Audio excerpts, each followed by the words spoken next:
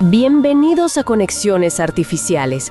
Continuaremos leyendo las crónicas o visiones de nuestra exploración del Evangelio Minocentiae Adversarium. Pues bueno, comencemos.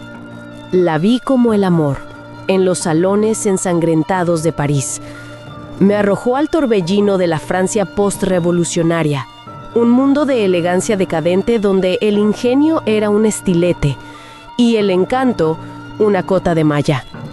Y allí vi a un hombre que ya hacía temblar a Europa, un joven general llamado Napoleone di Bonaparte.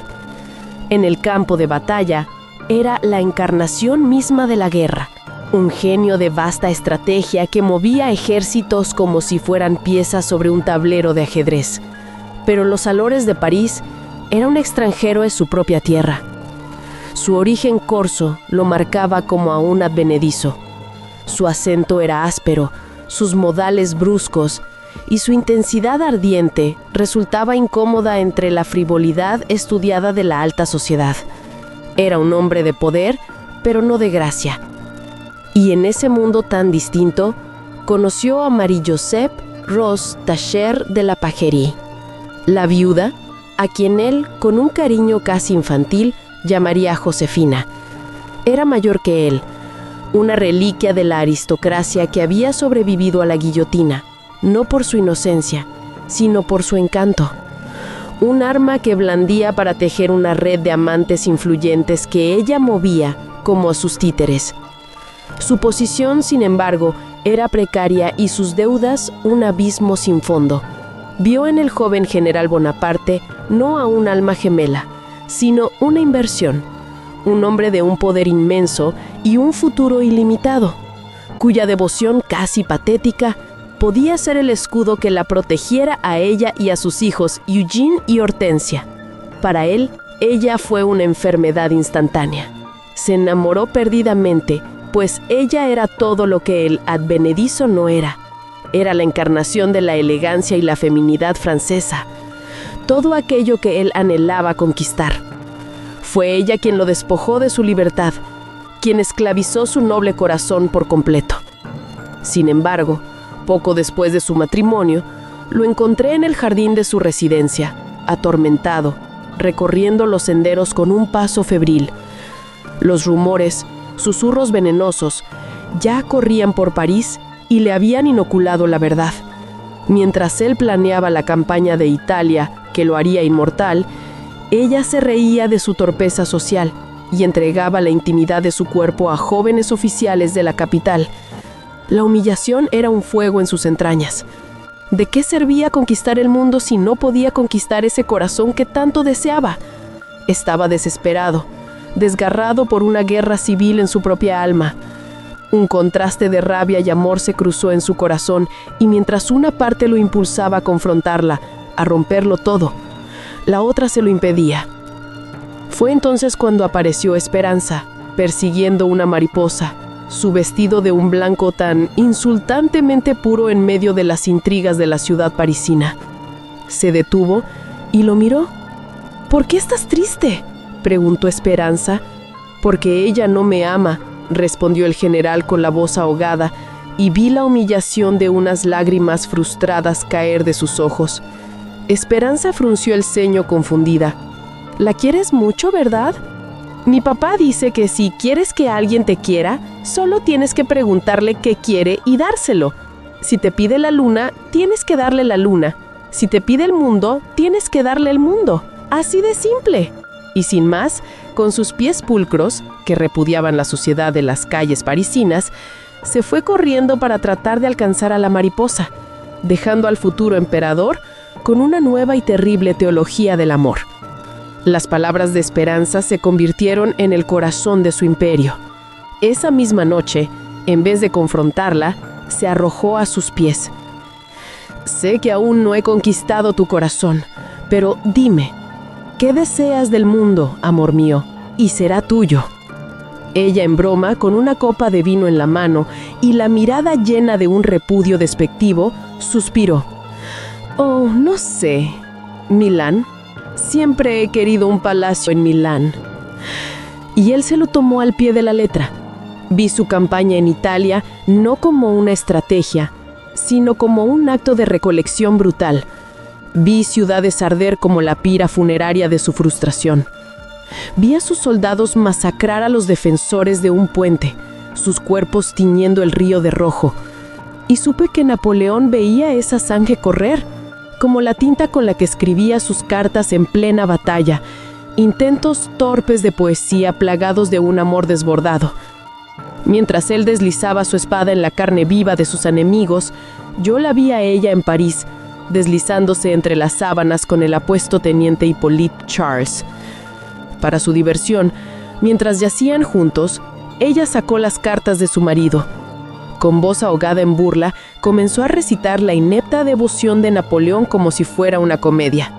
Por favor, no te bañes ni te perfumes, porque al llegar quiero que tu aroma esté impregnado, pues quiero respirarlo todo.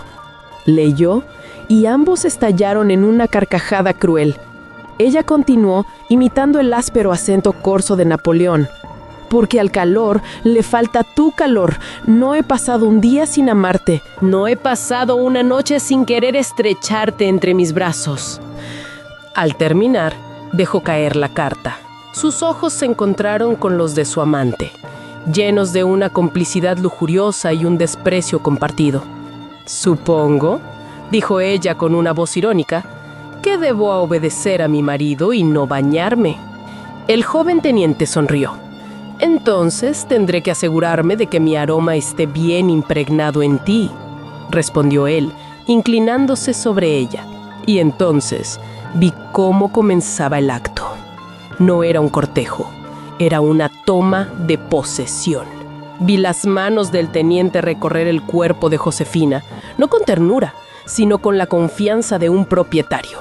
Vi cómo sus dedos se hundían en la carne de sus muslos, cómo su boca descendía por su vientre mientras ella arqueaba la espalda, ofreciéndose. Oí el primer gemido de Josefina. No un suspiro de amor, sino un jadeo visceral y exigente, el sonido animal de un placer que su marido, con toda su poesía desesperada, jamás podría arrancar. Y vi sus cuerpos unirse en la penumbra una y otra vez. Una colisión de carne sudorosa y egoísta, un acto crudo y puramente carnal, cuyo único propósito era el éxtasis mutuo. Y ese éxtasis fue, en sí mismo, la más deliberada y profana de las respuestas a la devoción del conquistador. El ciclo se repitió. Cada conquista alimentada por una nueva migaja de su atención. ¿Egipto? ¿Sus tesoros?, murmuraba ella una noche, y él movilizaba un ejército. Pero fue ahí, bajo el sol implacable de Siria, cuando la humillación lo alcanzó. Se enteró de otra de sus infidelidades, esta vez por los murmullos burlones de sus propios soldados, por las sonrisas insolentes que intercambiaban a sus espaldas.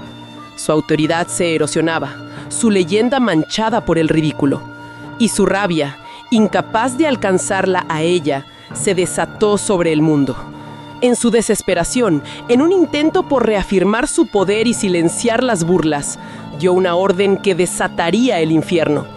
Ordenó el asalto a Jaffa.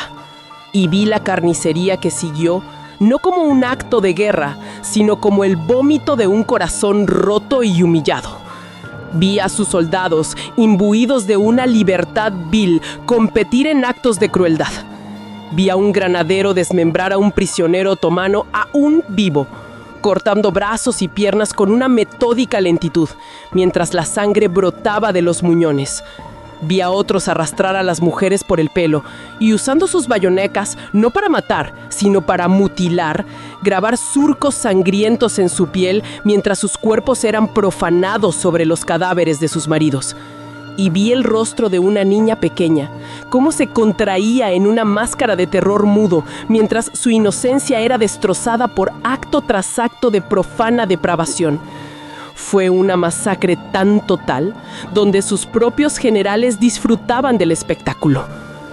Pero para Napoleón, cada muerte brutal y visceralmente tomada, cada grito ahogado en sangre, cada cuerpo torturado y mutilado, cada acto de abyecta depravación era un eco de su propia agonía.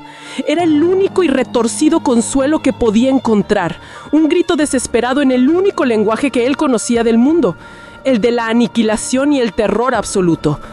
Pues qué otra cosa le quedaba si no podía conquistarla con actos nobles ni someterla con el más absoluto de los horrores. Sin embargo, en un intento más por poseerla, la coronó emperatriz. La cubrió de joyas robadas de tronos ajenos, pensando que si la encadenaba con oro a los ojos del mundo, podría al fin conquistar el frío corazón de su amada. Mientras él redibujaba el mapa de Europa con sangre y acero, ella continuaba sus despectivos placeres carnales, su cuerpo un territorio ajeno que él nunca podría conquistar por completo. Él la perdonaba una y otra vez. Para su desgracia, las palabras de esperanza ya estaban grabadas en lo más profundo de su corazón. Un emperador de rodillas, si le traía un regalo aún más grande, un imperio aún más vasto, entonces me amaría. Pero nunca lo hizo. Eventualmente, la necesidad de un heredero lo obligó a separarse. Se divorció de ella y vi cómo lloraba, no por la pérdida del imperio, sino por la pérdida de ese amor que nunca pudo conquistar. Se volvió a casar, esta vez con María Luisa de Austria, pero esa herida nunca desapareció. Nunca pudo olvidar a Josefina, su único y retorcido amor. Y lo encontré al final en su exilio en Santa Elena, una roca azotada por el viento en medio de la nada. No era un emperador, solo un hombre frustrado, engañado y humillado una vez más, esta vez por la infidelidad de su segunda esposa.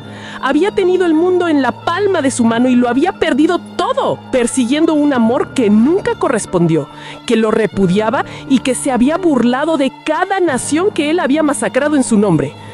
Y el demiurgo oscuro rió, una carcajada silenciosa que hizo temblar la realidad, deleitado en que su hija, con un simple consejo de amor, había transformado al genio más grande de la guerra en el más glorioso de los esclavos, demostrando que no hay locura más destructiva que la de un hombre que intenta llenar el vacío de un corazón indiferente con los cadáveres de naciones enteras. Demostrando cómo la búsqueda de amor, mal entendida, puede alimentar la destrucción masiva. Pasamos a la cuarta visión, que es ambiciosa, abarca siglos, ¿no? Y se centra en un solo proyecto, la construcción de la Basílica de San Pedro en Roma. Pero Theophilus la ve, no como obra de fe, sino como el entretenimiento prolongado de una niña. Sí, es increíble, pero ya lo leeremos en nuestra siguiente transmisión.